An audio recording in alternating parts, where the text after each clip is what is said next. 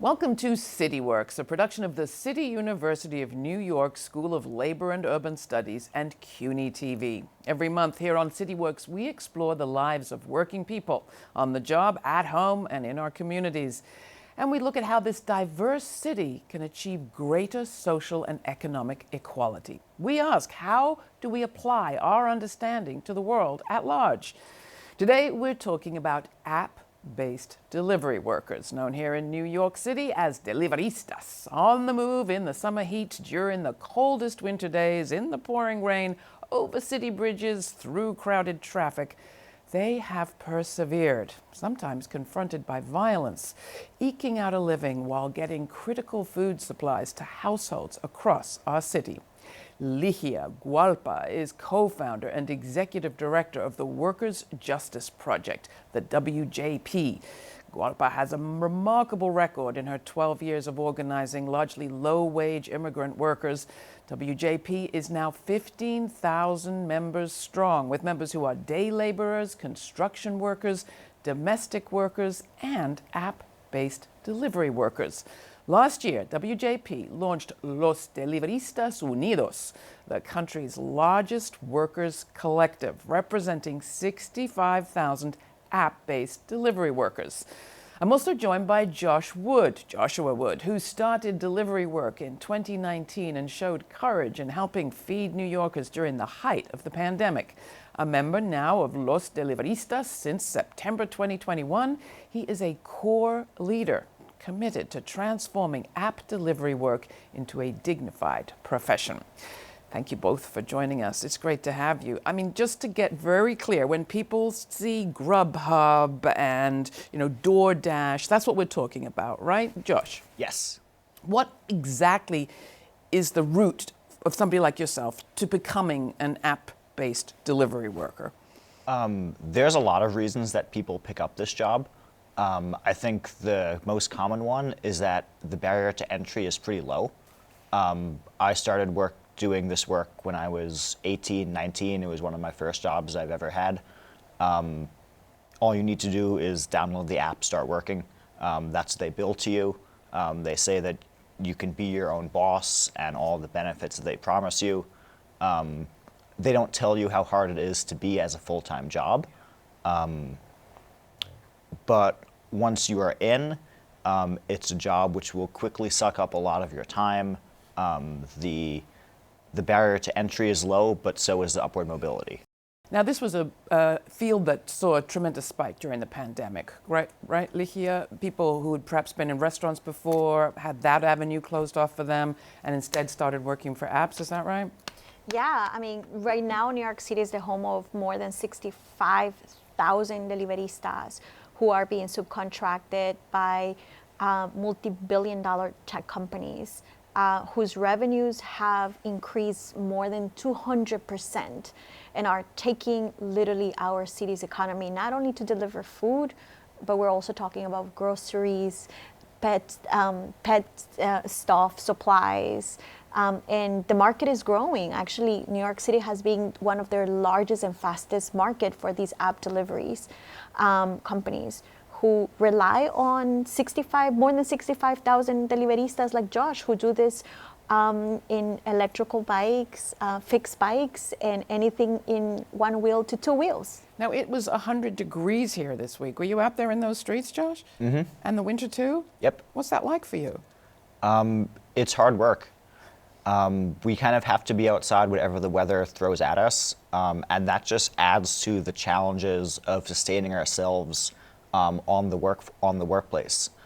We don't have a physical location. The streets are our office. Any sort of supplies that we need to stay warm, our warm weather gear for the winter, our cold weather gear for the summer, that's stuff that we're paying for ourselves. And the bike? The bike, yeah, that. Basic supplies that we need throughout the day. A cold drink in the summertime, a hot drink in the wintertime. Now, talk to restaurant workers with ROC or other organizations, and they'll say that's hard enough in negotiating with your boss. How do app workers even begin to negotiate with whoever it is that's employing them? Yeah, well, that's what the fight is about, right? Because these are, for the first place, what makes workers unique is that they're not even considered workers under the law. They're considered subcontractors. As Josh said, there is a promise that you become a boss, but a boss that is barely not earning the minimum wage. We co-authored a study that realized that deliveristas were earning actually $7.87 per hour. Tired of experiencing bike theft, tired of being denied access to restrooms, earning poor poverty wages. Deliveristas in March 2020 decided to organize that, we're heroes, but treated less than workers. Josh, introduce us, kind of virtually speaking, to some of your colleagues. I mean, you are almost a stereotypic deliverista. You're young, fit, you started at 18. Are you in fact typical? Are all the deliveristas people like you? Definitely not. I mean, there's a small segment of young people who needed a job.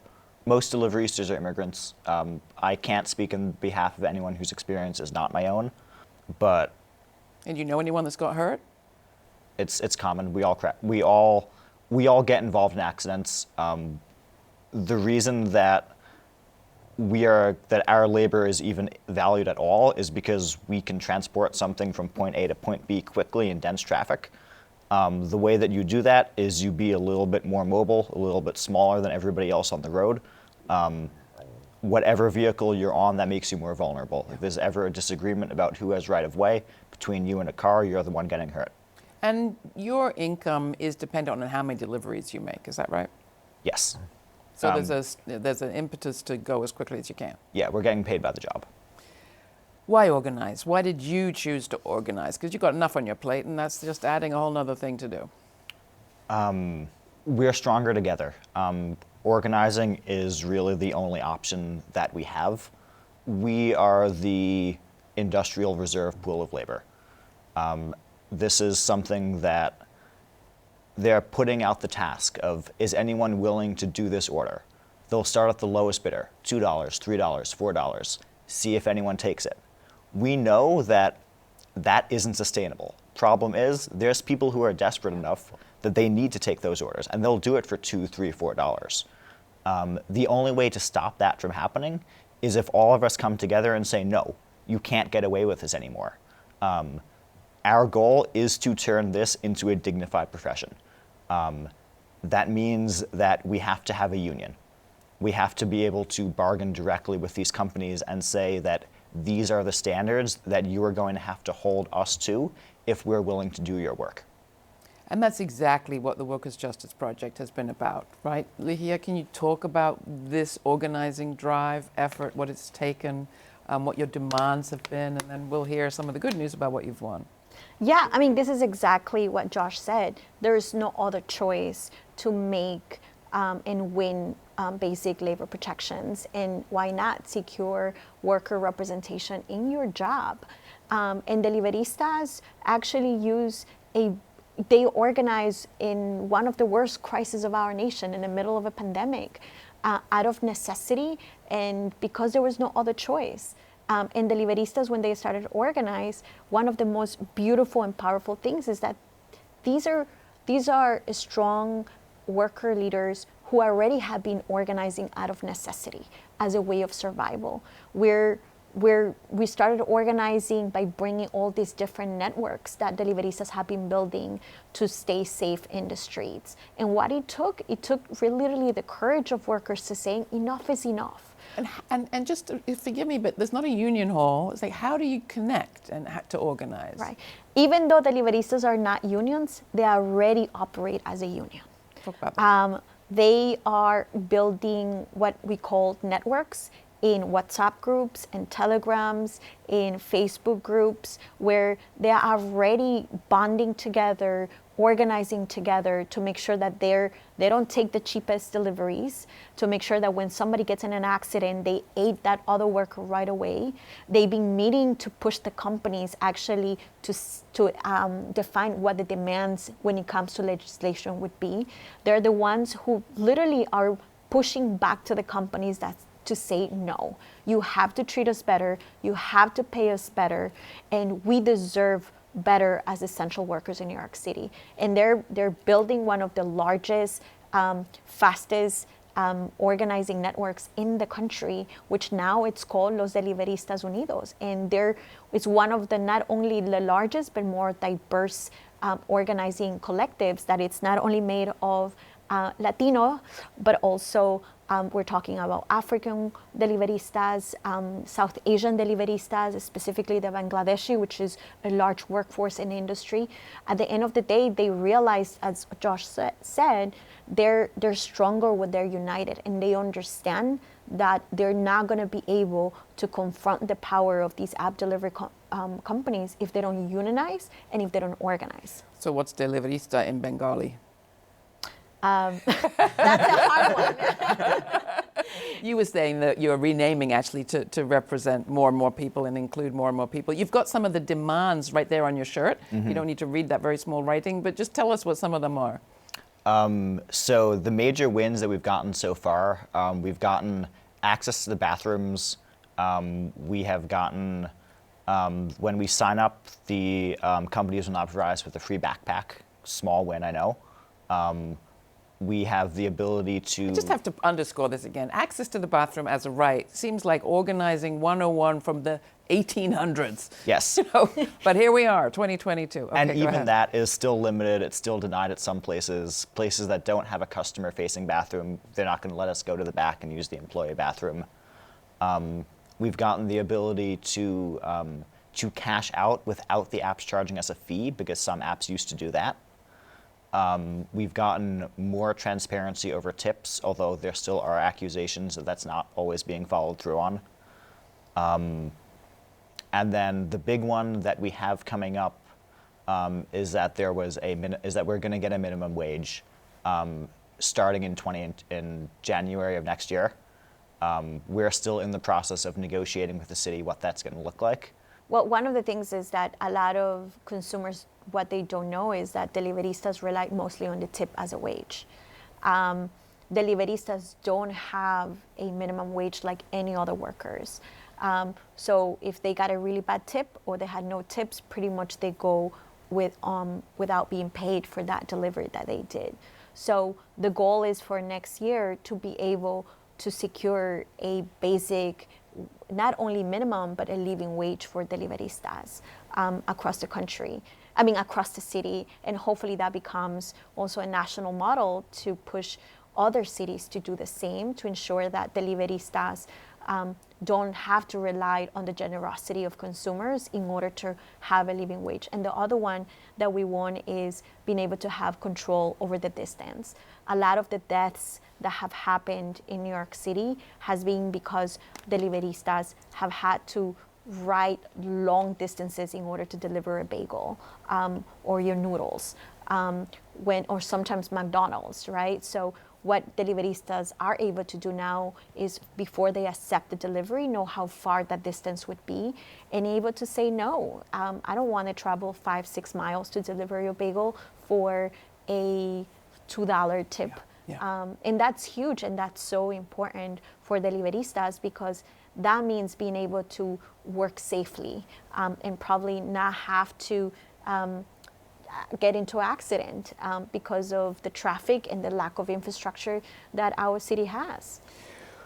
We've got much more in this story to tell, and we're going to hear more about how what's happening here in New York is a model for the country. After the break, we're going to be joined by Andrew Wolf, a sociologist and research fellow at the Workplace Justice Lab at Rutgers University. He also teaches at SLU, the School of Labor and Urban Studies. We're going to be right back right after this.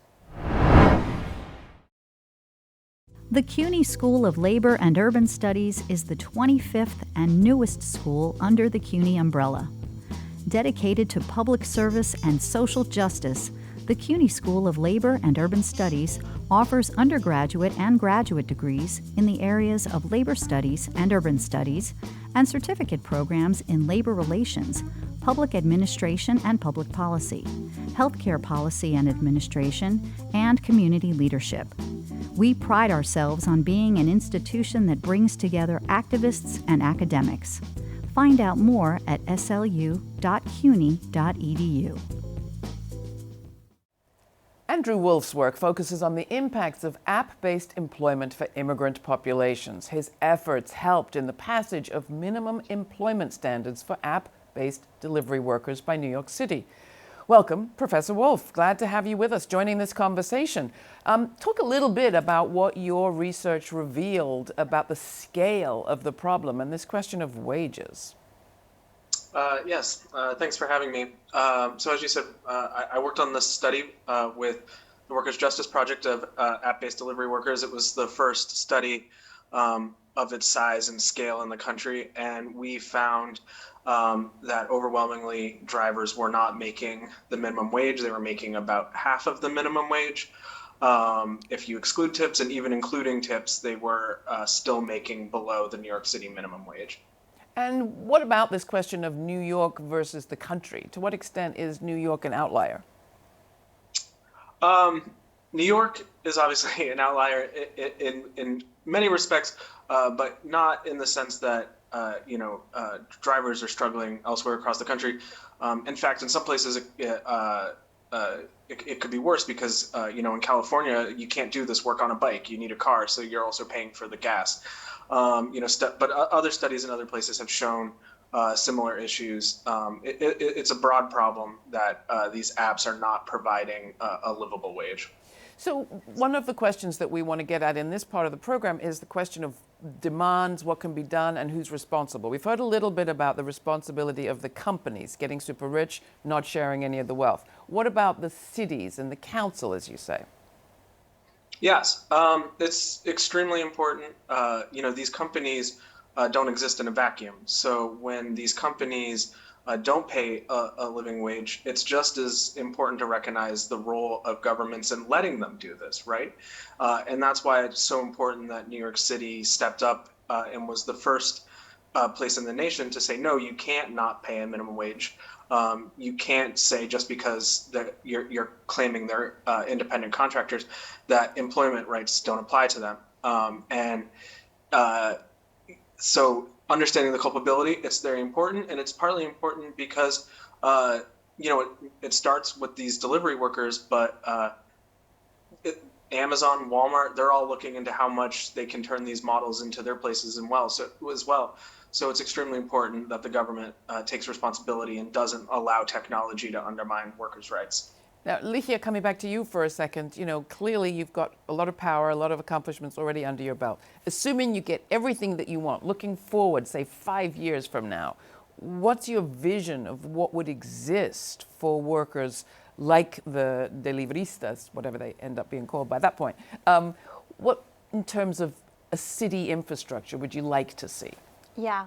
Well, in 5 years, hopefully, aside from building a city infrastructure, we're celebrating that Los Deliveristas Unidos have become a union sitting at the table negotiating with the companies, but also sitting along with the administration, elected officials to redesign our city infrastructure. How so? By building, one of the things is a lot of this work is being done on micromobility equipment, such as e-bikes for the most of the part. And there is Deliveristas who want to have charging stations for their e-bikes.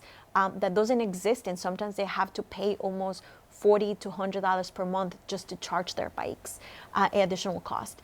Parking, there is a lack of infrastructure when it comes to parking their bikes. They face bike theft because they have nowhere to park. So we want charging stations for e-bikes, parking stations, and Deliveristas also want to build Deliverista hubs that will allow them to rest and protect from the hard weather, whether it is a heat wave or a winter storm, and also have a space where they can connect with city resources. And the other one that we want to build is a portable benefit. A lot of Deliveristas, because they're not considered workers, they don't have access to healthcare. They have to pay for their own. They don't have access to basic services as workers. And we want to build a Deliverista portable hub where workers and the companies will pay into this Deliverista portable benefits tool, and have a full infrastructure that applies and benefits 65,000 Deliveristas across the city. coming back to you, Andrew, I mean, obviously this vision and these sets of demands are specific to the needs of Deliveristas, but they're not unique in terms of our labor world, horizon out there. Can you talk a little bit about where you see this struggle inside the larger context of labor organizing and union organizing across the country at this moment in time? Sure. What I think you're seeing reflected is the fact that labor law and our social benefits were designed at a time when everyone worked in large factories, and they typically worked in that large factory for their entire life. And now that people, take Deliveristas, you might work for 4 different companies at the same time, right? And we need to adjust what our laws look like to make sure that, just because the reality of work has changed doesn't mean that you get less rights. Talk about rights for just a second. You work with a lot of immigrant workers. You've studied a lot of immigrant workers. We've got workers of color in this area, in this field. And there's always the question of the intersection between the worker and the so-called criminal justice system. What can you tell us about the reality there that Deliveristas are facing, and whether there are protections that could be afforded them under, thanks to organizing? I'm thinking of just simple things like what happens when you run afoul of the laws on parking your bikes? Right. Yes, obviously, the Deliveristas being immigrants, many of them being undocumented immigrants, anytime you come into contact with law enforcement, it can become a scary situation. Again,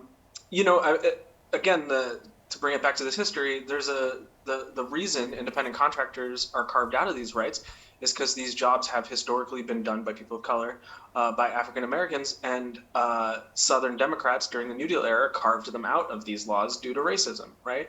And now you're seeing this legacy being reproduced on these apps and removing a workforce that's primarily immigrant from protection. So it's the same tune in a different context.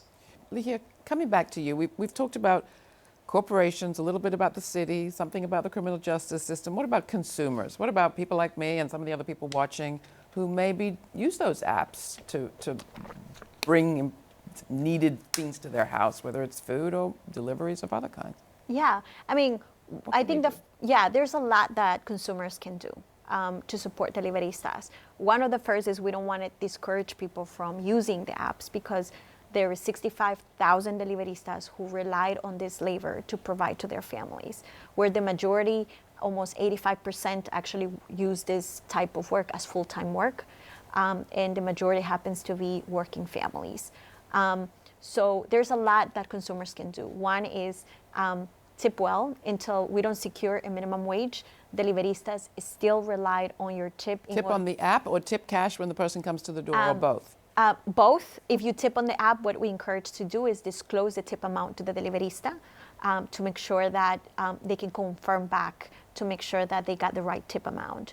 The other one is we have a really hot summer. We encourage the consumers to, get an extra bottle of water. Sometimes they're doing deliveries all day long. So we want consumers to do that. And the other one is if you have the ability to come down and pick up your food, so they don't have to travel and go 3 floors. You're looking directly at me because I live up 3 flights of stairs. I hear you. I heard you wouldn't mind having a Gatorade dropped outside the door. That would be nice too. Anything else? I mean, obviously, consumers can only go so far. We need change at the level of the system, politics and policy governing our corporations. Back to you just for a second, Andrew. What do you think is the next stage of this struggle? The platformization of work is happening in many, many different industries. So, you're only seeing change in the places where workers have organized powerful movements like the Deliveristas, but there's other industries like care work where greater protections are needed, and we need to see movement on the policy level there as well. It is exciting, though, that your work and the organizing you've been doing in New York is inspiring some other workers in other cities. Mm-hmm. Is that right? Yeah, there's movements going on in California, in Connecticut, of rideshare drivers organizing. It just happened to be that we're the place where it makes the most sense. There's a lot of workers in a pretty small location of New York City, so we have the advantage of we actually get to see each other on the streets. The same level of organization might not be possible when workers aren't seeing each other. But even though we are a very separated workforce with no factory floor like a traditional workplace, because the city is so small and we're so mobile, we do have that solidarity with each other. Well, we certainly thank you for the work that you've been doing, Deliveristas. You have been doing life-saving work. You've been essential workers. You're still essential workers. Closing thought from you, Ligia. I think, one of the things that Deliveristas want is to turn app delivery into a dignified profession.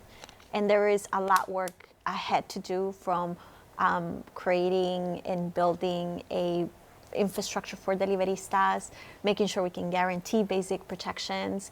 And there's a lot that we can do together. I think restaurants, consumers, and workers, we need to stand together to hold multi-billion-dollar tech companies who are taking over our city's economy and our livelihood. And so, united, we are stronger. That's it for CityWorks. I want to thank my guests, Ligia Guallpa, Josh Wood, and Andrew Wolf. For comments or questions, write to me, cityworks@slu.cuny.edu. For CityWorks, I'm Laura Flanders. Thanks for joining us.